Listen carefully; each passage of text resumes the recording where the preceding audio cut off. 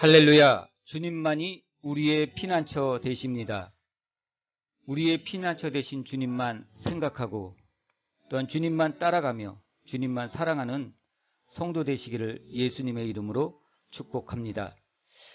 인침에 관한 말씀을 오늘 드리고자 합니다. 인침에 관한 설교는 성도들에게 꼭 필요한 말씀이고 꼭 들어야 하는 말씀이며 특히 주님의 재림의 때가 가까워지는 이때에 성도들에게 주님의 오심을 준비하게 하는 말씀이 아닌가 싶습니다.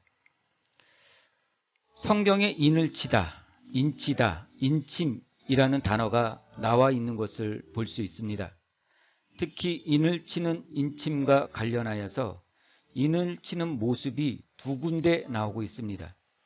하나는 에스겔 9장 4절 이르시되 너는 예루살렘 성읍 중에 순행하며 그 가운데서 행하는 모든 가증한 일로 인하여 탄식하며 우는 자의 이마에 펴하라.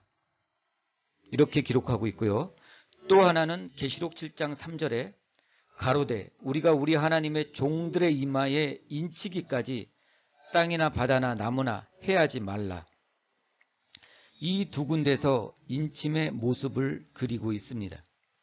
에스겔 9장 4절에 이마에 펴라는 말씀과 요한계시록 7장에 이마에 인치기까지라고 기록하고 있는데요.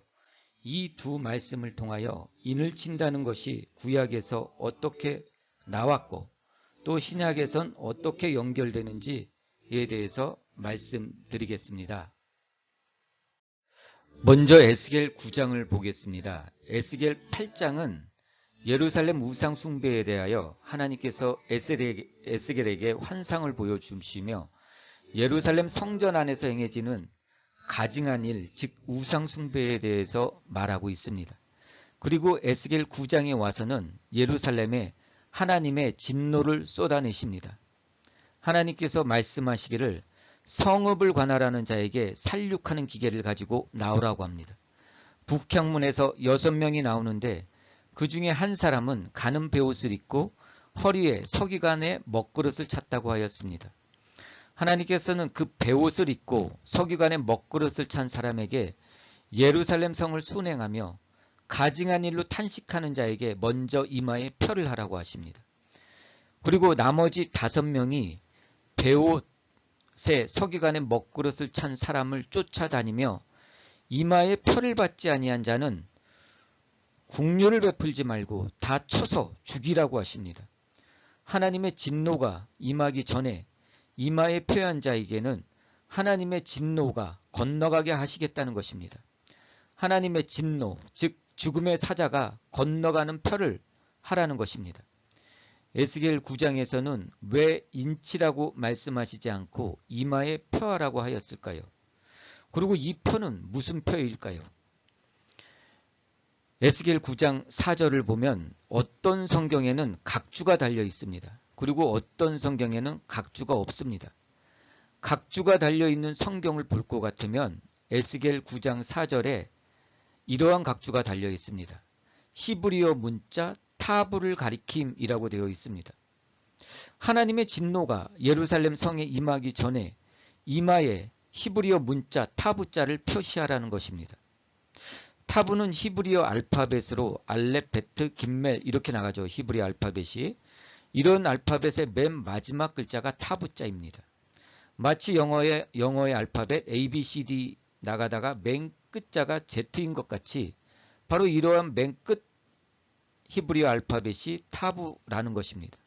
근데 하나님께서는 이러한 가증한 일로 탄식하는 자에게 타부자를 표하라고 한 것입니다. 왜 타부자를 서기관 천사에게 표하라고 하였을까요? 우리는 몇 가지를 생각해 볼 수 있습니다. 타부자를 이마에 표하라고 한 것은 이 타부라는 글자가 히브리어 알파벳의 마지막 글자이므로 마지막 구원의 표시라는 의미를 갖는다고 볼 수 있습니다. 또 하나는 타부자가 마치 문설주의 인방과 같은 모양입니다. 히브리인들에게 문설주와 인방은 출애굽의 사건을 생각나게 할 것입니다. 출애굽기 12장 22절에 보면 우슬초 묶음을 가져다가 그릇에 담은 피에 적셔서 그 피를 문 임방과 좌우 문설주에 뿌리고 아침까지 한 사람도 자기 집 문 밖에 나가지 말라. 하나님께서 이스라엘 백성을 노예되었던 애굽에서 출애굽시켜서 큰 민족을 이루게 하시려 하십니다. 그런데 애굽의 바로가 못 나가게 합니다. 이에 하나님께서는 애굽에 10가지 재앙을 내리십니다. 10가지 재앙을 다 받은 후에야 바로는 이스라엘을 내보내 줍니다. 애굽의 10번째 장자의 재앙이 오기 전에 이스라엘 사람들은 어린 양을 잡아 그 고기를 먹기 전에 그 피를 그림에서 보는 바와 같이 좌우 문설주 임방에 바르고 남은 피는 밑에 버렸습니다. 제가 여러분들의 이해를 돕기 위해 이렇게 그림을 그려놨습니다. 출애굽기 12장 22절을 바탕으로 한 그림입니다. 이 문설주와 임방은 이스라엘 사람들이 사는 집에 있는 그 문입니다. 문을 고정시키기 위해서 문설주를 이렇게 만들었죠. 그리고 그 문설주를 지탱하기 위해서 임방을 이렇게 만들어 두었습니다. 근데 이스라엘 백성들이 사는 집, 문, 즉 이 문의 문설주에 그 10번째 장자의 재앙이 내리기 전에 이 어린 양을 잡아서 문설주에 이렇게 우슬초로 뿌리라는 것입니다. 문설주 좌우 문설주에 뿌리고 그리고 위 임방에 뿌리고 남은 피는 그 밑에 버리라는 것입니다. 마치 이 표가 캐톨릭 사람들이 표시하는 십자가와 같습니다. 마치 이것은 십자가와 같은 것이죠. 마치 이 십자가 모양을 봤을 때 바로 이 죽음의 사자가 넘어간다는 것입니다. 그래서 이 문설주와 임방은 마치 타부자 모양과 비슷하게 생겨 있습니다. 또한 십자가를 생각나게 합니다. 그래서 하나님께서는 죽음의 사자가 지나기 전에 서기관 천사에게 이 타부자를 펴하라고 한 것입니다. 그리고 또 하나 우리가 생각해 볼 것은 고대에는 인쇄술이 발달되지 않았습니다. 그래서 성경을 일일이 집필해야 했습니다. 한자 한자 써내려갔던 것이죠. 그런데 나중에는 이렇게 쓰다 보니까 필기체가 발달하게 되었습니다. 이 타부자의 필기체가 마치 십자가를 옆으로 기울여 놓은 듯한 모양입니다. 제가 이것도 이렇게 그림으로 그려놨습니다. 이 타부자의 필기체인 십자가 모양을 볼 때 바로 이 죽음의 사자가 넘어가겠다는 것입니다. 그래서 이 서기관 베옷을 입고 서기관의 먹그릇을 찬 이 천사가 하나님이 택한 그 백성들의 이마에 이 타부자를 막 쓰고 지나갔던 것이죠. 바로 이 십자가 표시를 하고 지나갔다는 것입니다. 이러한 것들을 생각해 볼 때 결국 하나님께서는 예수님이 어린 양과 같이 대속제물이 되어 주셔서 우리의 죗값을 짊어지시고 십자가에 못 박혀 피 흘려 죽으실 것을 이미 구약 성경을 통해서 보이고 있는 것입니다. 유월절이란 의미는 영어로 pass over, 즉 위로 넘어가다, 지나가다 라는 의미를 갖고 있습니다. 즉 죽음의 사자가 넘어간다는 의미를 갖고 있습니다.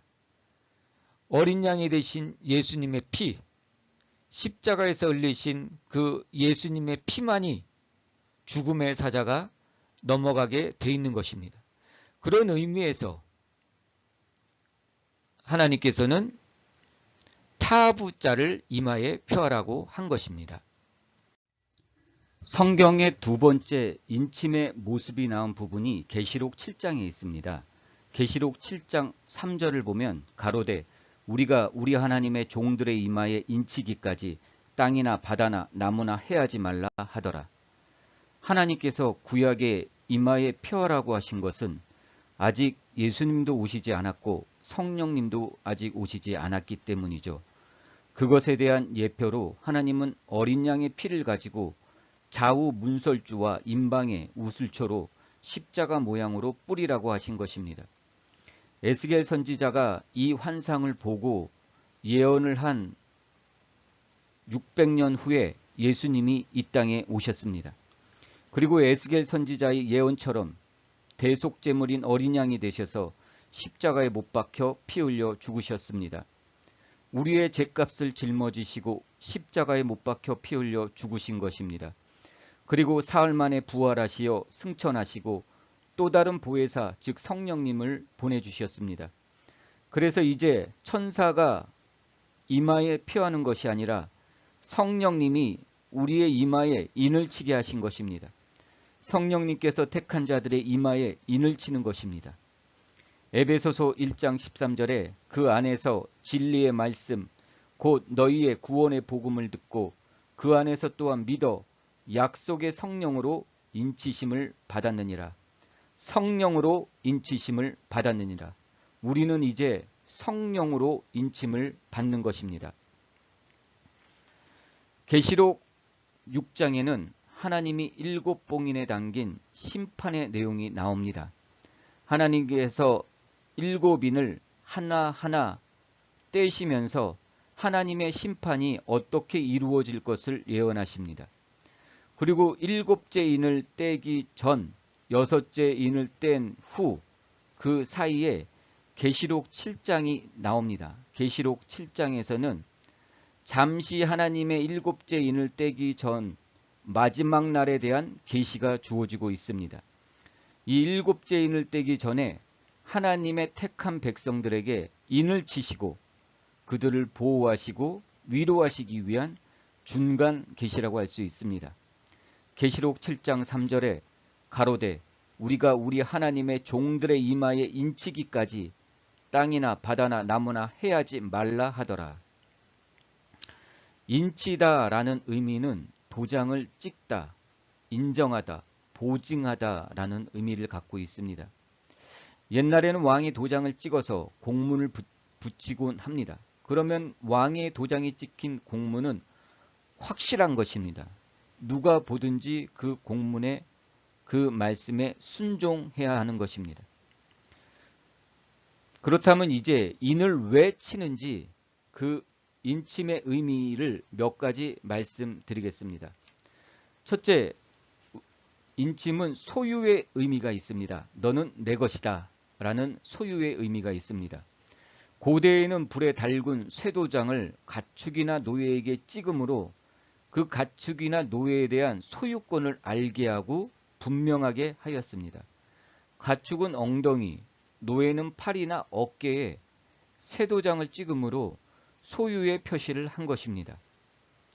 마태복음 3장 16절로 17절에도 예수께서 세례를 받으시고 곧 물에서 올라오실 때 하늘이 열리고 하나님의 성령이 비둘기같이 내려 자기 위에 임하심을 보시더니 하늘로서 소리가 있어 말씀하시되 이는 내 사랑하는 아들이요 내 기뻐하는 자라 하였습니다. 바로 이렇듯 인침을 받은 자는 하나님의 아들, 하나님의 딸, 하나님의 자녀가 되는 것입니다. 바로 그러한 소유의 의미가 있습니다. 두 번째는 보증의 의미가 있습니다. 에스더 3장 12절에 보면 셋째 달 13일에 왕의 서기관이 소집되어 하만의 명령을 따라 왕의 대신과 각 지방의 관리와 각 지방의 관원에게 아하수에로 왕의 이 이름으로 조서를 쓰되 각 지방의 문자와 각 지방의 언어로 쓰고 왕의 반지로 인치니라. 조서를 쓰고 왕의 반지로 인치니라. 왕의 반지로 인을 쳤습니다. 왕의 도장을 인치었다는 것은 왕이 내린 명령임을 보증하는 것입니다. 왕의 명령이니 따르라는 것입니다. 에베소서 1장 13절에도 그 안에서 진리의 말씀 곧 너희 구원의 복음을 듣고 그 안에서 믿어 약속의 성령으로 인치심을 받았느니라.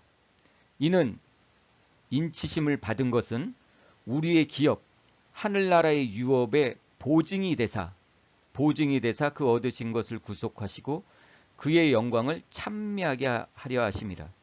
즉 인침을 받은 자는 하늘나라를 유업으로 받을 보증을 받은 자입니다. 구원을 받았다는 보증이 된 것입니다. 이러한 보증의 의미가 있습니다. 또한 세 번째는 보호의 의미가 있습니다. 보전 및 안전의 의미가 있는 것입니다. 공문을 가져갈 때 왕의 인장을 찍어서 가져갑니다. 그러면 그 공문, 그 편지는 아무도 뜯지 못합니다. 수신자만이 뜯어볼 수 있는 것입니다. 그 수신자에게 전달될 때까지 안전하게 보호받게 되는 것입니다.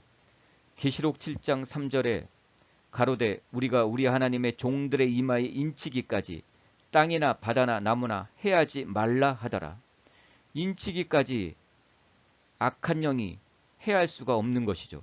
계시록 9장 4절에도 저희에게 이르시되 땅의 풀이나 푸른 것이나 각종 수목은 해하지 말고 오직 이마에 하나님의 입맞지 아니한 사람들만 해하라. 하나님의 입맞은 사람은 보호를 받지만 하나님의 인을 맞지 않은 자는 보호를 받지 못하는 것입니다. 인을 받지 않은 자는 마지막 날에 구원받을 길이 없는 것입니다. 인침을 받음으로 우리는 하나님의 소유가 되었으며 구원의 보증이 되었고 또한 주님이 임재하실 때 죽음의 사자가 감히 건들지 못하고 우리가 성령님으로부터 보호를 받게 되는 것입니다.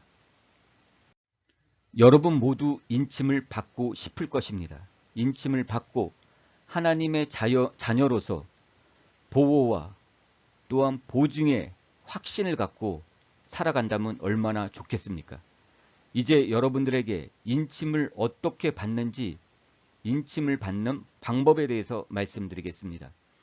에베소서 1장 13절에 그 안에서 진리의 말씀 곧 너희의 구원의 복음을 듣고 그 안에서 또한 믿어 약속의 성령으로 인침을 받았으니 첫 번째는 구원의 복음을 들어야 합니다.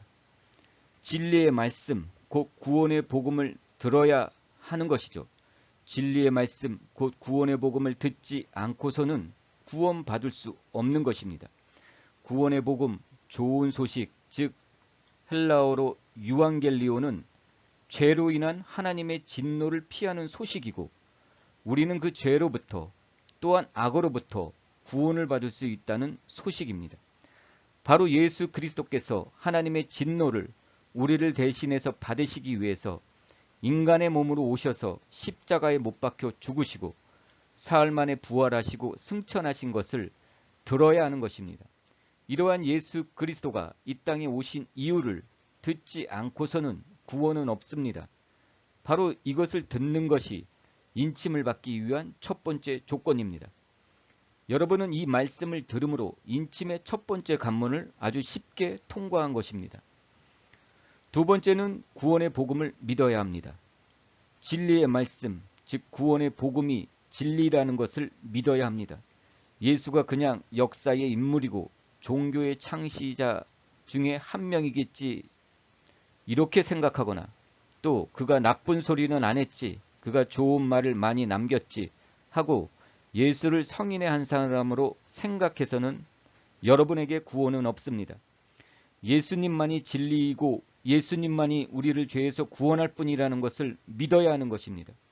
여러분이 그 사실을 진심으로 믿을 때 여러분은 인침의 두 번째 관문을 통과한 것입니다. 아마 이 두 번째 관문은 첫 번째 관문보다는 조금 어려울 것입니다. 세 번째는 예수 안에 있어야 합니다. 에베소서 1장 13절에 그 안에서 진리의 말씀 곧 너희의 구원의 복음을 듣고 그 안에서 또한 믿어 약속의 성령으로 인침을 받았으니 에베소서 1장 13절은 그 안에서 예수 안에서라고 한 번도 아니고 두 번이나 반복해서 쓰여 있습니다. 듣는 것도 한 번, 믿는 것도 한 번인데 그 안에서 헬라어로는 엔호라고 두 번이나 쓰여 있습니다. 이것은 강조입니다. 아주 중요하다는 것입니다. 우리가 진리의 말씀을 듣는 것, 또 들은 진리의 말씀을 믿는 것 모두 예수 안에 있어야 한다는 것입니다. 예수 안에서라는 말이 성경에 여러 번 쓰여 있지만 그 뜻을 명확하게 알기가 어렵습니다. 왜냐하면 이것은 영적인 모습, 영적인 의미를 표현한 것이고 또한 이 세상의 눈으로 보아서는 이해하기 어려울 것입니다. 예수 안에서라는 말은 우리가 진리의 말씀을 듣고 믿을 때 자연스럽게 우리 안에 일어나는 일로서 현재 진행적이고 지속적인 의미를 가지고 있습니다. 다시 말씀드리지만 진행적이고 지속적인 의미를 담고 있는 것입니다. 조금 더 쉽게 말씀드리면 부모로부터 버려진 아이가 양자로 입양이 되었을 때 그는 자연스럽게 양부모의 슬하에 있게 되고 자연스럽게 양부모의 가정 안에 있게 되는 것입니다. 양자로 입양된 아이가 양부모의 가정 안에 있을 때 이 아이는 자연스럽게 양부모의 모든 것을 공급받게 되는 것입니다. 이 공급은 진행적이고 지속적인 의미를 갖고 있습니다. 이 아이는 양부모 안에서 우유를 공급받고 음식을 공급받고 따스한 잠자리를 공급받고 또한 배움을 공급받을 수 있습니다. 예수 안에서라는 것은 바로 이러한 것을 말하는 것입니다. 예수 안에 있다는 것은 우리가 듣고 믿을 때 우리 안에 자연스럽게 일어나게 되는 일인 것입니다. 예수님으로부터 진행적이고 지속적인 공급을 받을 수 있게 되는 것입니다. 조금 더 이해를 돕기 위해서 요한복음 15장 5절의 말씀을 드리겠습니다. 나는 포도나무요 너희는 가지니 저가 내 안에 내가 저 안에 있으면 이 사람은 과실을 많이 맺나니 나를 떠나서는 너희가 아무것도 할 수 없습니다. 즉 우리가 영으로 예수님께 붙어 있는 모양을 말하는 것입니다. 우리가 예수님께 영적으로 접붙인 가지가 되어 붙어 있으면 예수님으로부터 영향을 공급받을 수 있습니다. 또한 열매를 맺을 수 있습니다. 가지가 잘려나가거나 또는 스스로 떨어지지 않는 한 우리는 나무로부터 영양분을 공급받을 수 있는 상태가 되고 그러한 상태를 바로 말하는 것입니다. 예수 안에 있다는 것은 여러분들이 진리의 말씀, 즉 구원의 복음을 듣고 믿을 때 자연스럽게 예수 그리스도 안에 있게 되고 예수 그리스도부터 모든 것을 공급받게 된다는 것입니다. 이때 우리는 인침을 받는 세 번째 관문을 통과하고 성령으로부터 인침을 받게 되는 것입니다. 그리스도 안에 있지도 않으면서 진리의 말씀으로 진리대로 듣지도 않으면서 신령과 진정으로 믿지도 않으면서 듣고 믿었다고 착각해서는 안 됩니다. 그리스도 아니라는 것은 믿음 위에 서 있는 우리의 영혼의 모습을 표현한 것입니다. 그러므로 내가 믿었다고 사람은 속일 수 있을지언정 우리의 심령을 감찰하시고 우리의 영을 훤히 들여다보시는 하나님은 속이지 못합니다. 여러분의 영혼의 상태를 통과하는 관문이 바로 예수 그리스도 안에 있느냐 하는 것입니다. 이것을 통과한 사람은 성령이 여러분의 영혼에 인침을 하는 것입니다. 너는 내 것이다. 너는 하나님의 아들이다. 너는 하나님의 딸이다. 이렇게 세 번째 관문을 통과한 사람은 주님이 재림하실 때까지 보호받고 또한 사단의 영, 죽음의 영이 건드리지 못하는 것입니다. 이 말씀을 들은 모든 이들이 세 번째 관문까지 다 통과하셔서 성령의 인침을 받으시는 성도 되시기를 간절히 축원합니다.